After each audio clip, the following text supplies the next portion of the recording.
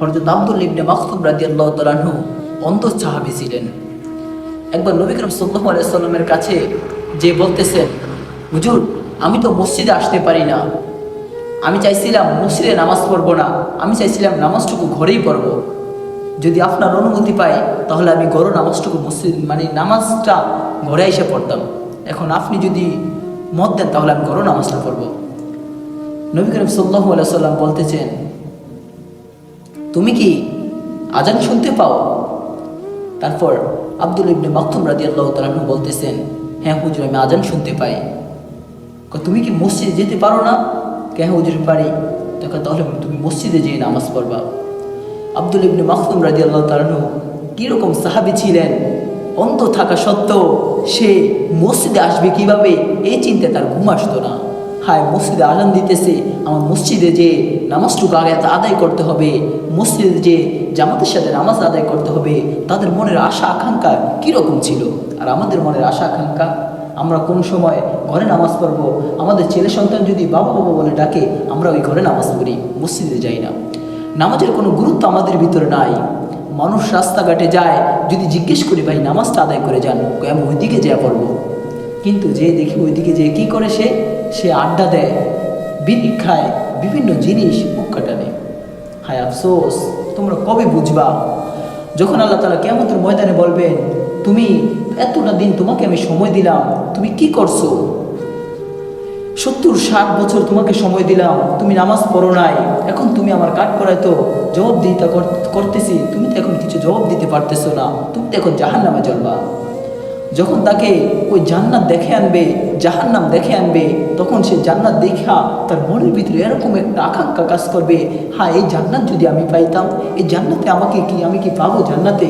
হায় আমার জন্য তো জাহান্নাম অবতারিত হয়ে গেছে, আমি যেহেতু গুনাহ করেছি, আমি এত গুনাহ করেছি, জাহান্নাম তো আমার জন্য অবধারিত।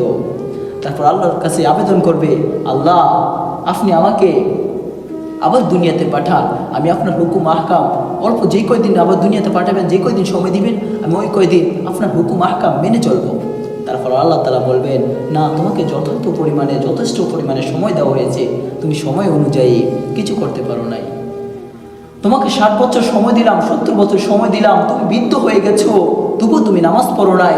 যখন তোমাকে যুবক অবস্থা বলছিল তুমি নামাজ পড়তে আসো না মসজিদে আসো, মুয়াজ্জিন সাহেব ডাকতেছে, 5 বার ডাকতেছে, প্রতিদিন 5 বার করে ডাকতেছে, আসো নামাজ পড়তে আসো, তুমি মুয়াজ্জিন সাহেবের কথা এলাও না করে দূরে চলে গেছো।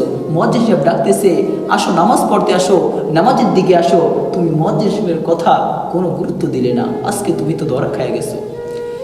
যে কথাটা বলতে চাইছিলাম, আব্দুল্লাহ ইবনে মাকতুম রাদিয়াল্লাহু তাআলা অন্ধ সাহাবী থাকা সত্ত্বেও সে নবী করিম সাল্লাল্লাহু আলাইহি সাল্লামের কাছে আবেদন করলেন, আমি ঘরে নামাজ পড়বো, কিন্তু নবী করিম সাল্লাল্লাহু আলাইহি সাল্লাম বলতেছেন, তুমি কি আজান শুনতে পাও? আব্দুল্লাহ ইবনে মাকতুম রাদিয়াল্লাহু তাআলা বলতেছেন, হ্যাঁ আমি আজান শুনতে পাই। তাহলে নবী করিম সাল্লাল্লাহু আলাইহি সাল্লাম বলেন, তাহলে তুমি মসজিদে এসে নামাজ পড়বা। কথা একদিকে বলছে আরেকদিকে চলে গেছে আর কি, কথা বুঝিয়ে নিতে হইব। তারপর তার ঘর থেকে আর কি আব্দুল্লাহ ইবনে মাকতুম রাদিয়াল্লাহু তাআলা ঘর থেকে শুরু করে মসজিদ পর্যন্ত একটা দড়ি দিয়ে দিয়েছে, ঘর থেকে শুরু করে মসজিদ পর্যন্ত একটা দড়ি লাগিয়েছে।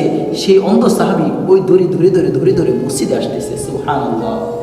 আর আমরা চোখ থাকা সত্ত্বেও আমরা নামাজ পড়ি না, আমরা মসজিদে আসি না। আর সে চোখ নয়, চক্ষু দিয়ে দেখে না, তাও আল্লাহ তাআলার হুকুম জারি করছে, 5 ওয়াক্ত নামাজ ফরজ করেছে আমাদের জন্য, নামাজ পড়তে হবে, আর জামাতের সাথে পড়লে 27 গুণ বেশি সওয়াব পাবে। সেই 27 গুণ পাওয়ার জন্য সে মসজিদে চলে আসছে। হায় আফসোস, আমরা এখনো বুঝি না। কবে বুঝবা? আলেম ওলামাদের আচ্ছা একটা কথা বলেন তো আমাকে, আলেম ওলামাদের জন্য কি নামাজ আল্লাহ তাআলা 5 ওয়াক্ত নামাজ ফরজ করেছেন? আপনাদের জন্য ফরজ করে নাই? বলতেছে হুজুরা নামাজ পড়বো, যখন হুজুরে বলতেছে ফরজ নামাজও পড়বেন, সুন্নত পড়বেন, বিতিল পড়বেন, আউয়াবিন পড়বেন, আর হলো আউয়াবিন পড়বেন, বিভিন্ন রকম নামাজ আছে পড়বেন, কিন্তু তখন তারা বলে কি ফরজ নামাজ আল্লাহ তাআলা আমাদের জন্য ফরজ করেছে, আমরা ফরজ নামাজই পড়বো, আর আউয়াবিন আর নফল নামাজ এগুলো তো বুজুর্গদের কাজ।